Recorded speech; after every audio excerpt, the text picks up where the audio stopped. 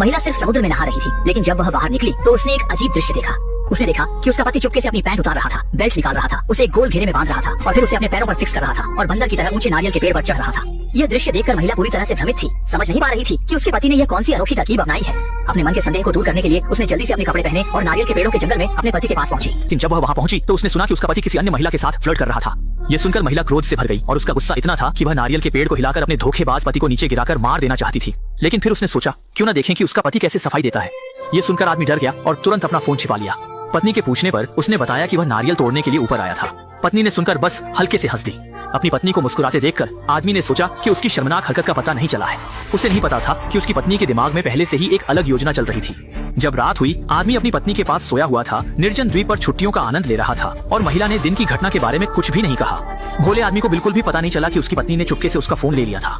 अपने पति के फोन को देखकर, जिसे वह कभी लॉक नहीं करता था, लेकिन अब उसने चुपके से पासवर्ड लगा दिया था, वह पूरी तरह से निराश हो गई। ऐसा लगता था कि उसके पति का कोई अफेयर था। पास ही खड़ी स्पीड बोट को देखकर उसने अपने पूर्वजों के विरुद्ध एक फैसला लेने का निर्णय लिया। अगली सुबह आदमी समुद्र की बढ़ती लहरों से जाग गया, लेकिन इससे पहले कि वह होश में आता, उसकी पत्नी शांति से आई और उसे एक बुरी खबर दी। कहा कि स्पीड बोट रात में दुर्भाग्य से लहरों में बह गई थी और उसका फोन भी समुद्र में बह गया था। फिर उसने अपने पति को आश्वासन दिया कि चिंता न करे, क्योंकि यह निर्जन द्वीप ज्यादा दूर नहीं था और जल्द ही कोई उन्हें ढूंढ लेगा। लेकिन आदमी को सुनकर संदेह हो गया। हालांकि उसने कुछ नहीं कहा और बस समुद्र तट पर बैठकर दृश्य का आनंद लेने लगा। पति को थोड़ा उदास देखकर पत्नी ने उसके लिए कुछ जंगली फल तोड़कर पेट भरने का प्रस्ताव रखा। हालांकि जब वह जंगल में गया तो वह जल्दी जल्दी द्वीप के दूसरे छोर की ओर भागा और सीधे एक छिपी हुई गुफा में पहुंच गया। दरअसल स्पीड बोट और फोन गायब नहीं हुए थे। ये सब महिला द्वारा सावधानी पूर्वक योजनाबद्ध था, जिसका उद्देश्य अपने पति को निर्जन द्वीप पर फंसाना था, ताकि वह अपने पति को हमेशा के लिए अपने पास रख सके।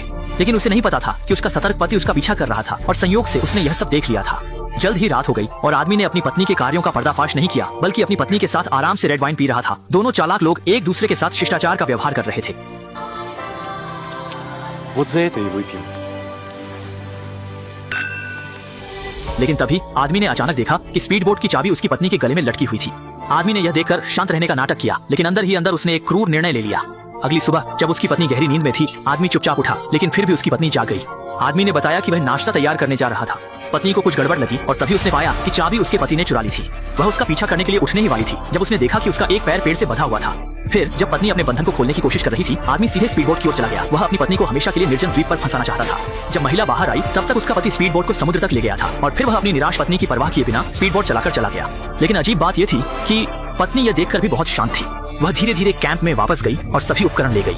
दरअसल उसने पहले से ही अपने पति से एक कदम आगे सोचकर चुपके से स्पीड बोट में कुछ हेरफेर किया था और जैसे जैसे स्पीड बोट दूर जा रही थी, चट्टान से बंधी रस्सी तनती जा रही थी और एक दुर्घटना होने वाली थी अगले ही पल।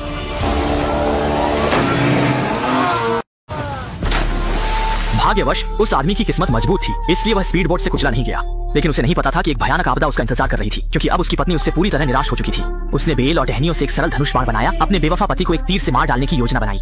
दूसरी तरफ अनजान पति जंगल में प्रवेश करता है अपनी पत्नी की माफी मांगने की कोशिश में, लेकिन गलती से वह एक गुफा में चला जाता है। लेकिन अनायास ही उसे यहाँ प्राचीन सभ्यता की वस्तुएं मिल जाती हैं। इससे पहले कि वह प्रतिक्रिया कर पाता, गुफा के मुंह से चीख पुकार की आवाजें आने लगती हैं। जब वह ध्यान से देखता है तो पाता है कि चट्टान के दूसरी तरफ कुछ आदिवासी किसी तरह का अनुष्ठान कर रहे हैं। सोचते हुए कि ये द्वीप के मूल निवासी हैं, आदमी ने ज्यादा कुछ नहीं सोचा। लेकिन जब वह मुड़ता है तो स्तब्ध रह जाता है। चारों ओर अनगिनत सिर टंगे हुए हैं, जबकि शरीर गायब है। ये समझते ही कि वे आदिवासी वही कुख्यात नरभक्षी हैं, आदमी डर के मारे दौड़ पड़ा। वह जल्दी से पत्नी के पास गया, उसे यह सब बताने के लिए। लेकिन उससे पहले कि वह कुछ कह पाता, पत्नी ने बिना कुछ बोले उस पर तीर चला दिया। अच्छी बात यह थी कि दूरी ज्यादा थी, इसलिए तीर नहीं लगा, लेकिन फिर भी आदमी डर गया। उसे कभी नहीं लगा था कि जिस पत्नी को वह धूमधाम से ब्याह कर लाया, वही उसे मारने पर तुली है। वह बस माफी मांगने ही वाला था, लेकिन पत्नी ने फिर एक तीर चला दिया। आदमी यह देखकर जल्दी से पेड़ के पीछे छिप जाता है, लेकिन पत्नी हार मानने वाली नहीं थी। उसने धनुष बाण से पति को दृढ़ता से निशाना बना लिया। जब देखा कि पत्नी वाकई उसे मारना चाहती है, आदमी मजबूरी में पेड़ के